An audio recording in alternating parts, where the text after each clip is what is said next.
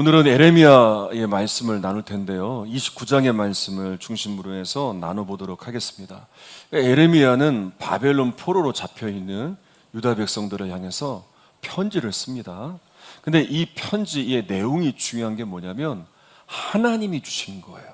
하나님이 주신 것을 전하고 있습니다. 자, 그래서 4절에 보면 이렇게 말씀하고 있는데요. 4절을 한번 읽어보겠습니다. 시작. 만군의 여호와 이스라엘의 하나님께서 예루살렘에서 바벨론으로 사로잡혀가게 한 모든 포로에게 이와 같이 말씀하시니라. 자, 에레미야의 편지 내용은 단순히 자기가 원한 대로 쓴 게 아니라 하나님이 주신 말씀이다라고 분명하게 밝히고 있어요. 자, 그리고 이 구절에서 우리가 중요하게 봐야 될 단어들이 있는데 뭐냐면 만군의 여호와 이스라엘의 하나님이라고 말하고 있습니다. 그러니까 에레미야가 그냥 하나님이라고 할 수 있잖아요. 근데 왜 이렇게 표현했느냐? 이유가 있어요. 그러니까 지금 바벨론 포로로 끌려간 유다 백성들의 모습이 어떠냐면 자신들의 하나님 나라의 백성의 정체성을 잃어버리게 된 겁니다. 자, 그래서 어떠한 하나님에 대한 기대를 갖거나 믿음을 갖기보다 하나님께서 자신들을 지켜주지 못하셨다. 그래서 지금 이런 처지에 놓이게 되었다. 그런 좌절에 빠지게 되어 있고요. 자신들의 신세를 한탄하고 있어요. 심지어는 어떤 생각까지 하고 있냐면 오히려 하나님보다 이 이방의 땅, 이 바벨론 애들이 섬기고 있는 이방의 신이 혹시 더 강하지 않을까? 그런 의심하는 마음도 갖고 있었습니다. 자, 이런 그들을 향해서 자신의 정체성을 상실하고 하나님의 존재에 대해서 의심하며 이방의 신들에 대해서 기웃거리고 있는 그들을 향해서 에레미야가 분명하게 각인시켜 주는 거예요. 만군의 여호와 이스라엘의 하나님. 여러분, 하나님의 백성들은요, 주변의 상황이 달라진다 한들 우리가 가지고 있는 정체성을 잃어버려서는 안 됩니다. 그리고 하나님에 대한 신뢰도 저버려서는 안 됩니다.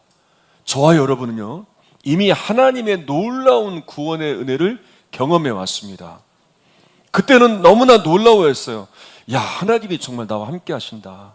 하나님이 살아계신다. 하나님만이 이 땅의 유일한 통치자이시다. 우리는 그 무한한 능력에 감탄을 했습니다. 그러다가 주변의 상황이 좀 달라지거나 내게 있는 어려움의 일들이 생기게 되면 이제 의심하기 시작해요. 지금 포로 잡혀간 유다 백성들처럼 하나님이 정말 나와 함께 하시는 건가? 하나님이 아닌 다른 것들을 바라보면서 저걸 더 의지하면 내가 더 나아지지 않을까? 하나님의 존재에 대한 의심을 하면서 하나님이 이 땅을 다스리는 것이 맞는가? 그러면서 눈에 보이는 헛된 것들을 나의 신으로 삼아 안정을 삼으려 하고 평안을 찾으려 합니다. 이게 우리의 연약한 모습인 거예요. 이번에 이제 미국에 가서 많은 분들을 만나게 되었어요. 그러니까 함께 이제 공부하게 된 목사님들이 한 20여 분 정도 되는데 정말 다양한 분들이 오셨더라고요. 선교사님들도 오시고 또 군인 목사님들도 계시고 또 현지 미국에서 목회하시는 목사님들도 계시고 또 외국인 목사님들도 계셨습니다. 그러니까 정말 다양한 분들과 함께 하는 귀한 시간들을 가졌는데 그 중에서도 잊지 못하는 한 분이 계셨어요. 그분은 어떤 분이었냐면 선교사님이셨어요. 이제 한 분 한 분 자기 소개를 하는데 이렇게 소개를 하는 거예요. 살고 싶어서 왔습니다 라고 소개를 하는 거예요. 그러니까 자신이 선교사로 부름받아 선교지에 있지만 너무나 열악한 상황에서, 얼마나 열악하겠어요. 그 상황에서 하나님의 존재에 대해서 의심하기 시작하는 거야. 그리고 내 신앙이 무너져 가면서 내가 회복해야 될 것이 회복해야 되는데 어떻게 해야 될 것인가, 이 고민을 가지고 온 거예요. 그리고 이 기간 동안 저는 다시 살아나야 됩니다. 그런 고백을 하는 거예요. 근데 참 하나님의 섭리가 놀라운 게 뭐냐면 이제 우리가 모여서 매일 찬양을 하고 예배를 드리는데 이분이 이미 찬양 인도를 맡게 된 거예요. 이런 상황도 몰랐는데 이분이 맡게 되었어요. 그리고 또 이분이 음악을 공부하셔서 얼마나 찬양을 잘하시는지 몰라요. 그렇게 매 시간 찬양을 인도하는 그분도 은혜를 받고 또 찬양을 인도하며 그분이 은혜 받는 모습 보면 또 우리가 은혜를 받고 그리고 마지막 날 이런 고백을 하는 거예요. 눈물을 흘리시면서 여러분들은 하나님이 보내신 천사들입니다. 내가 다시 살아났습니다. 회복되었습니다. 그리고 다시 선교지로 돌아가셨어요. 제가 이 선교사님을 보면서 한 가지 도전을 받은 것이 있어요. 그건 뭐냐면 다 목사님들이잖아요. 많은 목사님들 앞에서 목사가 자신의 영적인 상황, 이 메말라 있는 영적인 상태, 누구에게도 드러내고 싶지 않은 이 메말라 있고 고갈되어 있는 이 상태에 대해서 다 내어놓은 거예요. 고백한 거예요. 이렇게 솔직하게 고백할 수 있는 건 정말 살고 싶기 때문이에요. 정말 하나님을 만나 살고 싶었기 때문에 정말 이거 부끄러운 고백이 아니라 정말 나를 위해 기도해 주십시오. 나를 도와주십시오. 하나님 앞에서도 솔직하게, 그리고 함께하는 목사님들에게도 솔직하게 그렇게 고백을 한 거예요. 그리고 정말 이 선교사님이 귀한 건 뭐냐면 이런 영적인 문제를 갖고 있으면서 야, 이런 열악한 선교지에 내가 정말 부름받아 왔는데 하나님이 왜 안 도와주실까? 왜 이런 어려움들이 있는 것일까? 왜 힘들게 하는 상황들이 있을 것인가? 언제까지 이 눈치를 보면서 정말 언제 추방당할지 모르는, 또 언제 이렇게 열악한 상황 가운데서 언제까지 이렇게 있어야 될까? 이런 물음들을 갖고 있지만 그분이 그 자리를 떠나지 않은 거예요. 여전히 선교지에서 어떻게든 사명을 붙들고 살아가고 있는 그 모습이 너무나 귀해 보였어요. 여러분, 우리들은 분명히 고백합니다. 하나님이 나를 이 자리로 부르셨다. 그래서 내가 지금 이 자리에 있게 되었다라고 고백을 합니다. 그런데 살아가면서 우리에게 조금이라도 어려움이 오면 하나님에 대해 의심을 합니다. 그리고 견디지 못합니다. 그리고 그때 드는 생각이 어떻게 하면 이 자리를 벗어날 수 있을까? 이 어려움의 상황을 어떻게 하면, 이 문제를 어떻게 하면, 그러니까 이 상황에서 내가 하나님과 함께하면 어떻게 이겨낼까가 아니라 어떻게 하면 이 어려운 일들, 어떻게 하면 이 어려운 상황들, 어떻게 하면 이 사람과의 관계에서 내가 좀 벗어날 수 있을까? 피할 수 있을까? 여러분, 정말 안타까운 건 뭐냐면 하나님이 우리를 부르신 거예요. 그 자리로. 우리를 통해 하실 일들이 있기 때문에, 이 선교사님을 통해 하신 일들이 있기 때문에 그 선교지로 부르신 것이고, 이 선교사님이 그걸 알기 때문에 떠나지 않고 나는 어떻게든 살아나서 나는 이 자리에서 하나님의 부르심의 소명을 감당해야 된다는 그 사명을 놓지 않은 것처럼 우리들도 우리의 부르심의 자리에서 살아갈 때에 하나님이 존재가 의심스러운 상황들, 그런 수없는 그런 문제들을 경험하며 살아가지만 우리는 어떻게 하면 이 자리를 벗어날 수 있을까?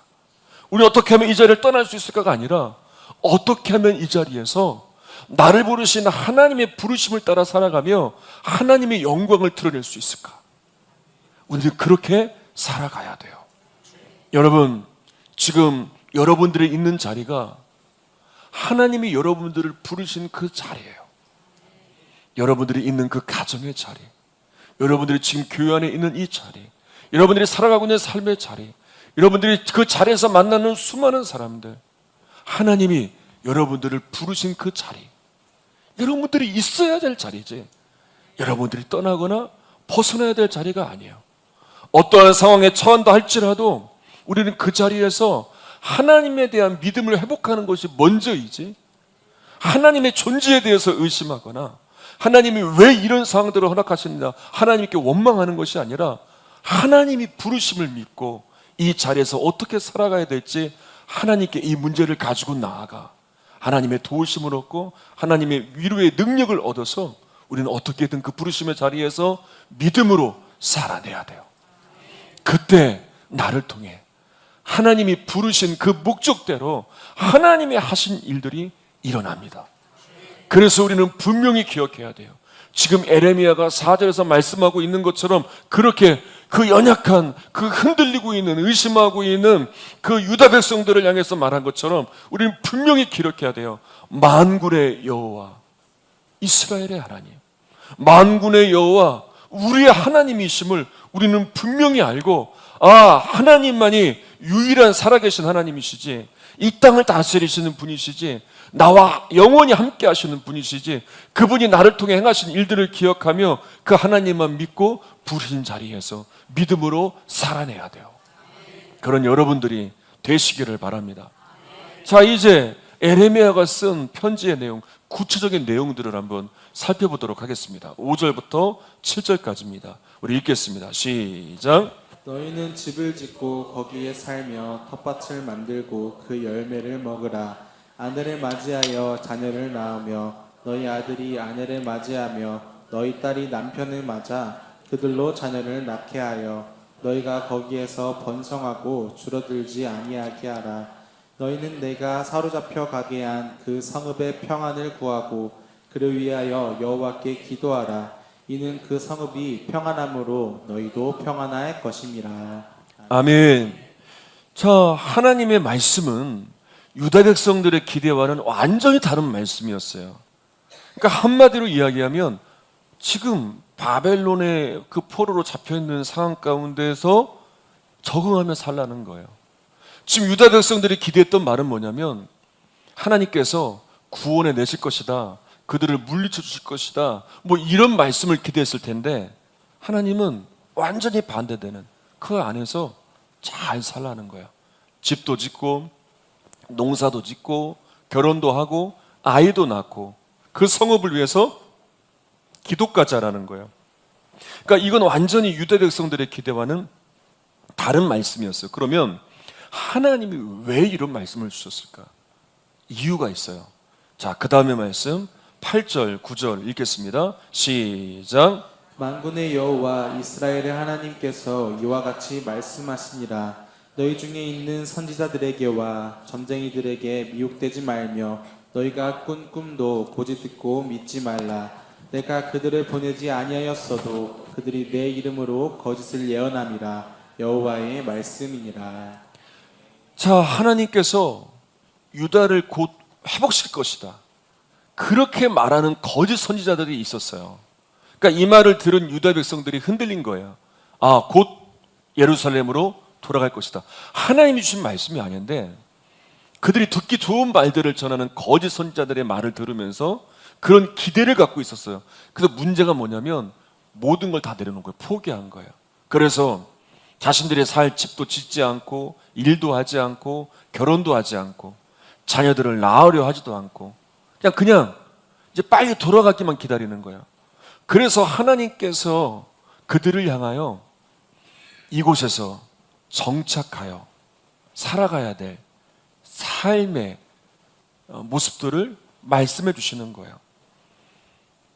여러분, 이건 무슨 얘기냐면 바벨론에서 바벨론 사람들처럼 살라는 이야기가 아닙니다. 분명히 알아야 돼요. 바벨론에서도 하나님이 말씀하신 대로 하나님의 백성으로 거룩하게 살라라는 거예요. 그러니까 백성들에게는 바벨론에 있는 기간도 헛된 시간이 아니에요. 이 바벨론에 있는 기간도 하나님의 인도하심을 따라 살아내야 될 그런 기간들이지, 그들이 다 포기하고 내려놓고 우리가 포로로 있으니까, 우리가 억압된 상황이니까, 예루살렘을 떠나 있으니까, 우리가 이렇게 됐으니까 막 자포자기 하면서 낙심하며 절망하며 시간만 보내는 그런 낭비하는 시간이 아니라 그곳에서도 하나님의 인도하심을 따라 살아내야 돼, 그런 시간들인 거예요. 여러분, 우리도 마찬가지입니다. 우리에게 유익하지 않은 시간이 없었습니다. 왜냐하면 매 순간마다 하나님은 우리와 함께 하셨어요. 그리고 언제라도 어느 곳에서라도 하나님은 우리가 하나님을 의지하며 살기를 원하십니다. 근데 문제는 뭐냐면 우리가 잠시 동안만이라도 하나님에게서 벗어나려고 해요. 그러니까 공부하는 학생들은 시험 기간 동안 하나님에게서 벗어나려고 해요. 취업을 앞둔 청년들은 취업 준비를 하면서 그 기간 동안 하나님을 벗어나려고 해요. 바쁜 일처리 되면, 우리에게 중요한 일들이 생기면 그 기간 동안에는 하나님을 벗어나려고 해요. 내 삶이 분주해지면 잠시 동안 하나님을 벗어나려고 해요. 여러분, 만약에 우리가 했듯이, 우리가 하나님을 향해 했듯이 하나님이 우리에게 그렇게 하셨다면 우리가 어떻게 되었을까요? 내가 정말 하나님이 필요할 때가 있어요. 근데 하나님께서 그때는 나를 버리세요. 나를 모른 척 하세요. 그러다가 하나님이 찾아오고 싶을 때만 찾아오세요. 그런 하나님이라면 아마 지금 이 모습은 우리의 이런 모습은 없었을 거예요. 하나님은 한결같이 우리를 찾아오셨고 우리와 함께 주셨어요. 한 번도 우리를 떠나거나 버리지 않으셨어요. 그런데 우리는 아니라고 말하지만 우리는 하나님에게서 수없이 벗어나려고 했어요. 잠시 동안만이라도 내가 불편해지면, 내가 바빠지면, 내가 다른 일들이 생기면 하나님을 멀리 하려고 했어요. 그러고 난 다음에 뭔가 해결되어지고 뭔가 바쁘지 않으면 그때서야 하나님을 찾으려고 했어요. 이게 우리의 모습이었어요. 여러분, 믿음으로 살아가는 모습은, 믿음으로 살아가는 삶은 나중은 없습니다. 바로 지금이에요. 그래서 나를 부르신 거예요. 이 자리로, 지금 여러분들이 서 있는 그 자리로 하나님이 부르셔서 지금 바로 하나님의 인도하심을 따라 살라고 우리에게 말씀하시는 거예요. 우리는 어떤 일이, 어떤 상황이 주어진다 할지라도, 우리가 바빠져도, 우리가 중요한 일이 생긴다 할지라도, 어려운 일이 있다 할지라도, 어떤 상황에 처한다 할지라도 하나님의 부르심 따라 우리는 살아가야 돼요. 그런 여러분들이 되시기를 바랍니다. 자, 11절부터 12절까지 또 읽어보겠습니다. 11절부터 12절 읽어봅니다. 시작. 여호와의 말씀이니라. 너희를 향한 나의 생각을 내가 아나니 평안이요 재앙이 아니니라. 너희에게 미래와 희망을 주는 것이니라. 너희가 내게 부르짖으며 내게 와서 기도하면 내가 너희들의 기도를 들을 것이요. 자, 하나님께서는 바벨론에서 유다 백성들이 70년의 기간이 차면 그때서야 다시 돌아오게 하실 것이다 말씀하십니다. 그러니까 유다 백성들이 70년 동안 있어야 될 이유가 있는 거예요. 그 이유는 그들이 그 기간을 통해 새롭게 거듭나기를 원하신 거예요. 그렇다고 해서 그들을 버리신 게 아니잖아요. 버리셨다면 이런 기간도 안 주시죠. 이런 말씀도 하지 않으시겠죠. 하나님이 원하시는 건 뭐냐면 그들에게 재앙을 내리고자 하시는 게 아니에요. 그들에게 평안을 주시고 미래와 희망을 주시기 원하신다라고 분명히 약속하셨어요. 그리고 부르짖어 기도할 때 기도하는 것을 들으시고 구하고 찾을 때 하나님을 만나게 될 것이라 약속하셨어요. 그러니까 하나님은 유다 백성들을 고통 속에 가두고 억압하려고 하시는 것이 아니라 그들을 살려내길 원하시는 거예요. 편하지 않으니까, 듣지 않으니까, 바뀌지 않으니까. 하나님이 선지자들을 통해 수없이 말씀하셨어도 달라지는 게 없으니까 하나님은 그 기간을 통해서 그들을 완전히 새롭게 하시기를 원하시는 거예요. 그래서 지금의 상황이 그들이 다시 회복할 기회를 얻는 너무나 놀라운 귀한 기회가 되는 거예요. 여러분, 우리의 인생을 되돌아보면 나에게 유익하지 않은 시간이 하나도 없습니다. 내가 어려움에 처했던 상황들까지도 다 내게 유익한 시간들이었어요. 왜냐하면 오늘날 나를 있게 만들었기 때문이에요. 그리고 그 기간을 통해서 하나님을 더 깊이 경험하고 체험하게 되었어요. 여러분, 성경을 보세요. 성경의 인물들도 마찬가지 아닙니까? 그냥 하루아침에 된 사람들은 없어요. 다 정말 그들이 인내해야 될 시간들이 있었고 참아야 될 시간들이 있었고 하나님 앞에 새로워야 될 시간들이 있었어요. 근데 그런 가운데 여러분, 요셉을 보세요. 요셉이 형들에게 노예로 팔려가고 억울하게 옥살이를 하는 가운데 그가 하나님을 한결같이 바라보잖아요. 그가 부르신 그 자리를 떠나지 않잖아요. 하나님과 함께함을 놓치지 않잖아요. 그리고 애굽의 총리가 되어 다시 형들을 만나게 되고 그들을 용서하는 그런 일들을 행하지 않습니까? 여러분, 성경에 나오는 사람들뿐만 아니라 기독교의 역사에 나오는 사람들을 한번 보세요. 기독교 역사 가운데 쓰임받은 사람들 중에 정말 그들 가운데에도 다 어려움의 일들이 있었어요. 엄청난 고난의 일들도 있었어요. 근데 그들에게서 발견된 한 가지 공통점이 뭐냐면 그런 가운데 지금의 이 고통이 이해가 안 되지만 앞날이 불투명하지만 어떻게든 그 자리에서 벗어나지 않고 그 자리에서 그 고난의 자리에서도 하나님의 선하신 인도하심을 따른 거예요. 그들이 앞으로 일어날 일들을 다 내다보고 앞으로 이런 일들이 일어날 거야. 얼마만 참으면 이제 이렇게 열리게 될 거야. 그걸 알았기 때문에 그렇게 참아낸 게 아니라니까요. 하나님이 부르셨기 때문에 고난의 자리를 할지라도 이해가 안 되는 상황이라 할지라도 하나님의 선하신 인도하심을 따라 하나님을 신뢰하며 그 가운데서도 살아냈기 때문에 그렇게 따라가다 보니까 하나님이 이끄시는 이 승리를 그들이 경험하게 된 거예요. 이번 미국 일정 중에 귀한 곳들을 방문하게 되었어요. 주일마다 이제 인근의 한인교회에서 한 번은 워싱턴에 있는 한인교회에서 예배를 드리고 또 한 번은 이제 버지니아 쪽에서 이제 예배를 또 드렸는데 두 번째 예배 때에는 또 기회를 주셔서 또 말씀을 전하고 또 함께 은혜 나누는 시간도 갖게 되었어요. 그러니까 예배도 은혜가 있었지만 이제 예배를 마치고 특별한 곳을 찾아갔어요.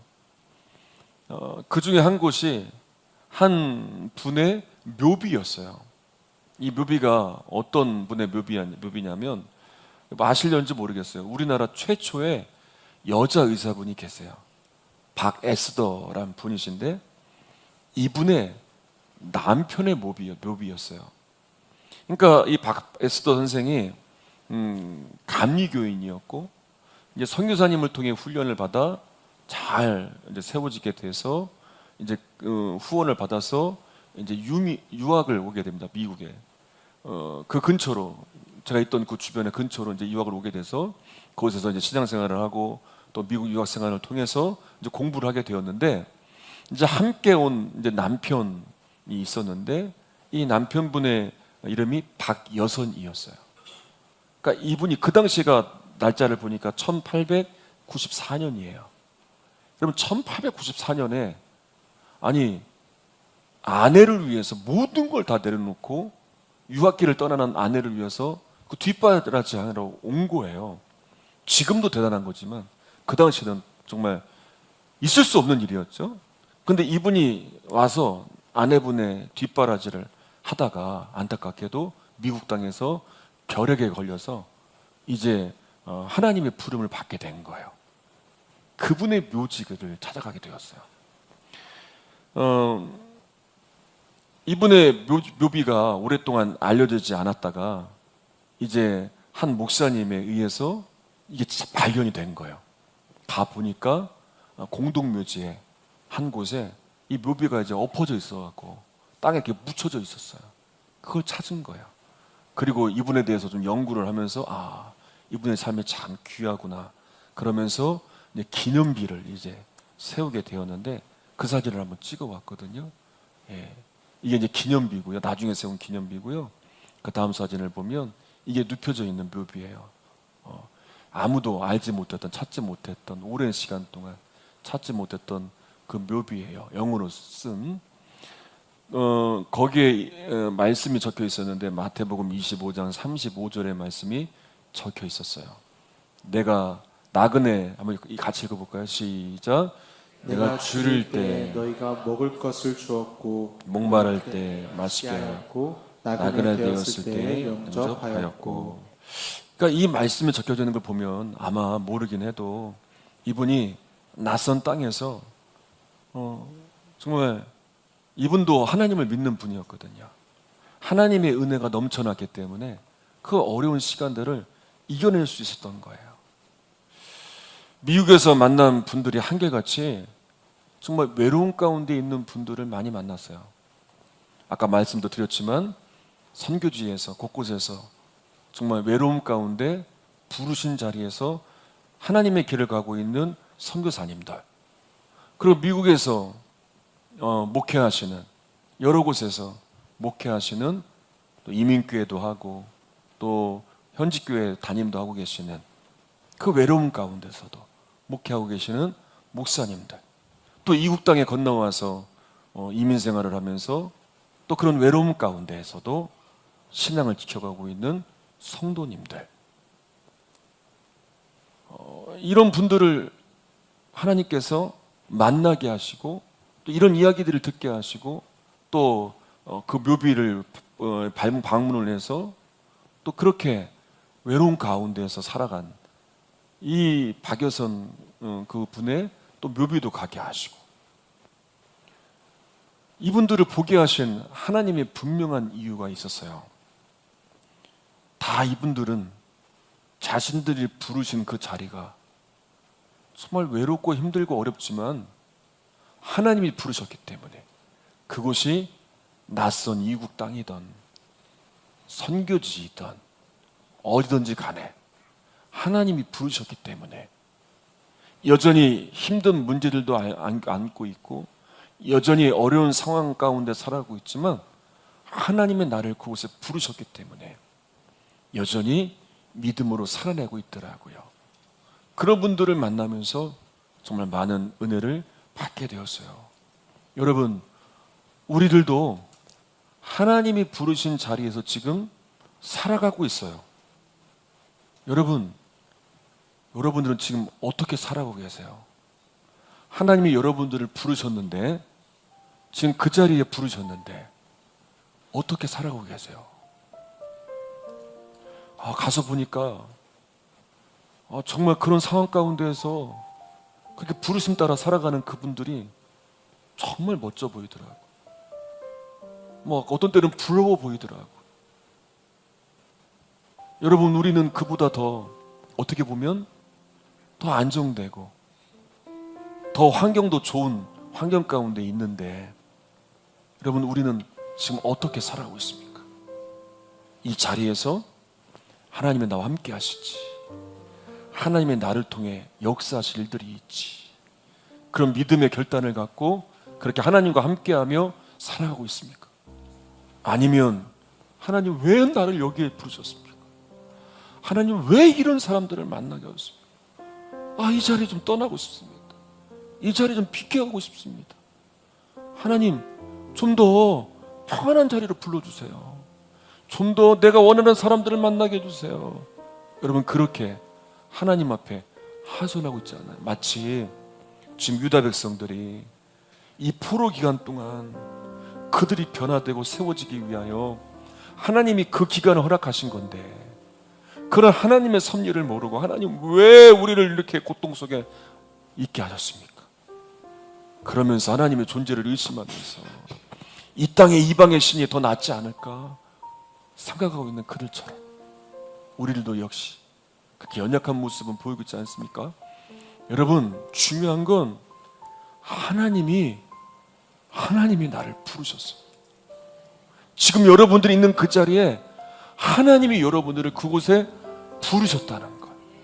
근데 부르신 것만 아니라 하나님이 나와 함께 하셔서 나를 이끌어 주신다는 거예요. 나를 통해서 그 부르신 자리에서 나를 통해 하실 일들이 있기 때문에 나를 부르신 건데 지금 나는 무엇을 바라보고 살아가고 있습니까? 지금 나는 무엇을 붙들고 살아가고 있습니까? 여러분, 정말 하나님의 부르심 따라 살아가다 보면 손해볼 때도 있어요. 외로울 때도 있어요. 포기하고 싶을 때도 있어요. 남들을 보면 남들은 다 편하게 살잖아요. 마음껏 즐기면서 살잖아요. 다 그렇게 살아가는데 나는 왜 이렇게 손해보며 나는 왜 이렇게 살아가야 되냐라고 그렇게 하소연할 때도 있지만, 그런데 놀라운 건 뭐냐면 하나님이 나를 부르셨다는 거. 그리고 이렇게 이해가 안 되는 상황 가운데 살아갈 때 힘들고 어렵지만 하나님이 나를 붙드셔서 주시는 위로의 은혜는 이 모든 걸 뛰어넘어 이길 수 있는 놀라운 능력이 된다는 것. 그래서 여러분, 우리는 이 부르심의 자리에서 다른 헛된 것들을 바라보는 것이 아니라, 다른 세상의 소리를 들으려고 하는 것이 아니라 하나님의 인도하심을 들으며 하나님의 인도하심을 따르며 그 주시는 힘과 능력을 얻어서 그렇게 살아가야 돼요.